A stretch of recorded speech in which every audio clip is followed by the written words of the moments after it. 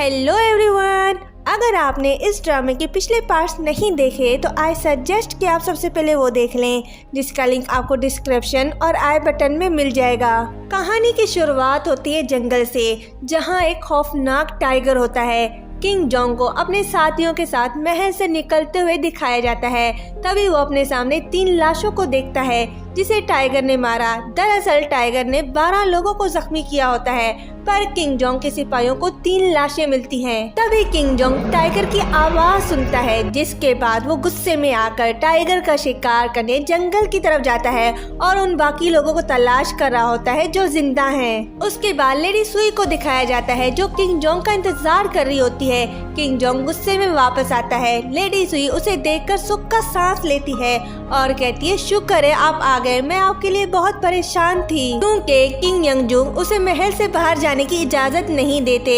King Jong गुस्से से तीरों से भरा बैग उसे पकड़ा कर चला जाता है। लेडी सुई हैरान हो जाती है और तायहू की तरफ देखती है। तायहू उसे चुप होने का इशारा करता है। उसके बाद किंग जोंग और तायहू नदी किनारे बातें कर रहे होते हैं। किंग जोंग उससे पूछता है, जिसे जंगल में हमने बचाया था अब वो कैसा है।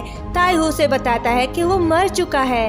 ये सुनकर किंग जोंग तायहू को हुक्म देता है कि सारे गार्ड्स को टाइगर का शिकार करने भेजो। तायहू कहता है, इसके लिए हमें किंग यंगजू की इजाजत की जरूरत है। किंग जोंग कहता है, मैं खुद बादशाह के पास जाऊंगा, मुझे उनकी इजाजत लेनी होगी। तभी सोंग ड्यूक को दिखाया जाता है। जैसा कि आपने पिछले पार्ट में देखा था कि सोंग ड्यूक भागती हुई कहीं जा रही होती है कि तभी वो किंग जोंग से टकरा जाती है, जिससे वो पानी में गिर जाते हैं। तायहू समझता है कि ये किंग जोंग को मारने आई है। वो अपनी तलवार निकाल के उसकी तरफ करता है। तभी सोंग ड्यूक उससे कहती है कि मैं महल की नौकरानी हूँ। तीसरा मुलाजिम तायहू को याद दिलाता है कि उसे सबसे पहले किंग जोंग को बचाना होगा। तायहू पानी में जाने के लिए टाइम लगा रहा होता है। तभी सोंग ड्यूक तायहू से कहती है कि वो किंग जोंग को बचा लेगी, लेकिन वो किंग जोंग को बचाने के बजाय बार बार पानी में डुबा रही होती है। तभी किंग जोंग उसे धक्का देकर खुद वहाँ से निकल जाता है। सोंग ड्यूक उसे उसका ताज देने की कोशिश करती है, पर किंग जोंग वहाँ से चला जाता है। उसके बाद सोंग ड्यूक घुटनों के बल बैठी हुई किंग जोंग के ताज के साथ दिखाई देती है। वो किंग जोंग के मुलाजिम से अपनी गलती की माफी मांग रही होती है। तभी वो उससे ताज लेता है और कहता है, किंग जोंग चाहते हैं कि तुम उन्हें माफी का लेटर लिखो। सोंग ड्यूक कहती है, क्या ये काफी होगा? वो कहता है उसे किंग जोंग को लेटर लिखकर खुद ही जाकर देना होगा, जिसके बाद वो चला जाता है। सोंग ड्यूक मुस्कुरा रही होती है क्योंकि वो समझ रही होती है कि ये काम तो बहुत आसान है। उसके बाद सोंग ड्यूक छींकते हुए आती है। कोल्ड लेडी की लड़कियां उसे देखती हैं और उसके पास जाती हैं और उससे पूछती हैं कि तुम इतनी गीली क्यों हो। तभी वहाँ प्रिंसेस चिंगयान और चिंगसन आती हैं। वो भी सोंग ड्यूक को उस हालत में देखकर पूछ लेती हैं, जिसके बाद वो सबको बता ही देती है कि कैसे उसने किंग जोंग को पानी में गिराया। प्रिंसेस चिंगयान कहती है, तुम मेरे भाई से मिली, कैसा था वो? सोंग ड्यूक बताती है कि उसने किंग जोंग को नहीं देखा। तभी चिंगसन कहती है कि क्या उसने तुमसे कुछ कहा? सोंग ड्यूक बताती है कि मुझे सजा दी गई है कि किंग जोंग को माफी का लेटर लिखूं। ये सुनकर दोनों प्रिंसेस हैरान हो जाती है कि किंग जोंग ने उससे माफी का खत लिखने का कहा। वो सोंग ड्यूक को अपनी हवेली आने का कहती हैं। उसके बाद सोंग ड्यूक और क्यांग ही दोनों प्रिंसेस की हैंड राइटिंग की बातें कर रही होती हैं। क्यांग ही कहती है कि वो पागल है कि उसने उनसे पैसे नहीं लिए। सोंग ड्यूक उसे याद दिलाती है कि पैसे उनके लिए कोई मायने नहीं रखता, क्योंकि वो महल से बाहर नहीं जा सकते, और कहती है कि उन दोनों की मदद करना उसका फैसला था।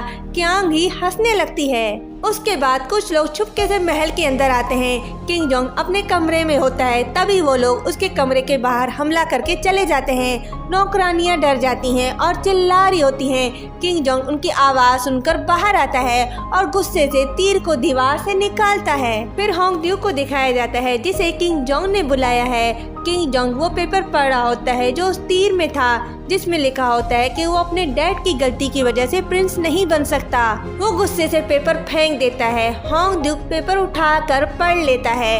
किंग जोंग जा रहा होता है, पर होंग ड्यूक उसे रोकता है क्योंकि उसे लगता है कि कोई उसे उकसाने की कोशिश कर रहा है। होंग ड्यूक घुटनों के बल बैठ जाता है और किंग जोंग से वादा करता है कि वो पता लगा कर रहेगा कि ये किसकी हरकत थी।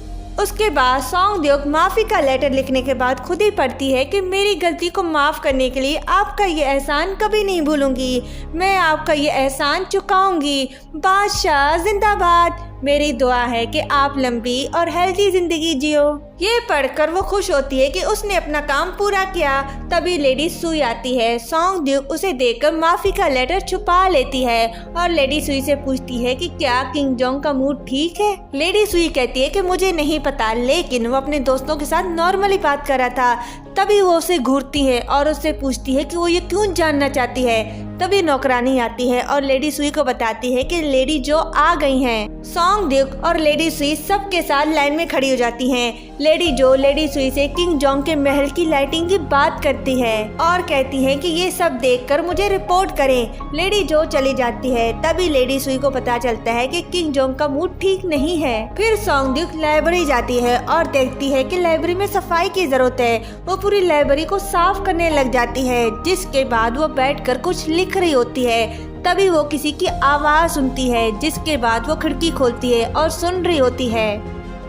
किंग जोंग सबको समझा रहा होता है कि इस मुल्क को बचाना उनका फर्ज है। सॉन्ग ड्यूक उसकी बातें सुनकर मुस्कुराती है, क्योंकि उसे लगता है कि वो एक अच्छा राजा बनने वाला है। सॉन्ग ड्यूक वॉल हैंगिंग ठीक करने जाती है। वॉल हैंगिंग ठीक करने के बाद वो वापस बैठ जाती है और खिड़की की तरफ देखती है कि प्रिंस चले गए। वो लिखने लग जाती है। तभी किंग जोंग लाइब्रेरी आता है। सॉन्ग ड्यूक को नहीं पता कि ये प्रिंस है। किंग जोंग उससे कहता है कि तुम लाइब्रेरी की केयर टेकर हो। फिर खिड़की की तरफ जाता है और सोचता है कि वो जो भी वहाँ कहता है यहाँ आराम से सुना जा सकता है। वो जमीन पर जोर से अपना पैर मारता है और सॉन्ग ड्यूक से पूछता है कि क्या कोई यहाँ से गुजरा था। सॉन्ग ड्यूक गुस्से से उठ जाती है और उसे वहाँ से हटाती है, क्योंकि किंग जोंग ने उस जगह को खराब कर दिया। किंग जोंग उसे नहीं बता पाता कि वो प्रिंस है। वो उसे चांदी के सिक्के देता है और कहता है कि अब मेरे सवाल का जवाब दो।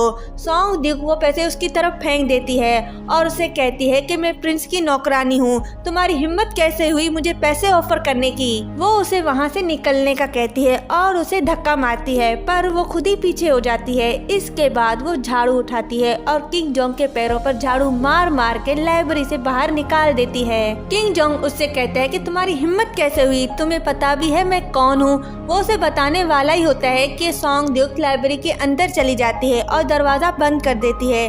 उसके जाने के बाद किंग जोंग कहता है कि मैं इस लाइब्रेरी का मालिक हूँ। सॉन्ग ड्यूक की इस गलती के बाद किंग जोंग उसके साथ क्या करेंगे ये हमें नेक्स्ट पार्ट में पता चलेगा। चैनल को सब्सक्राइब करें, वीडियो को लाइक शेयर करें। Thank you so much for watching.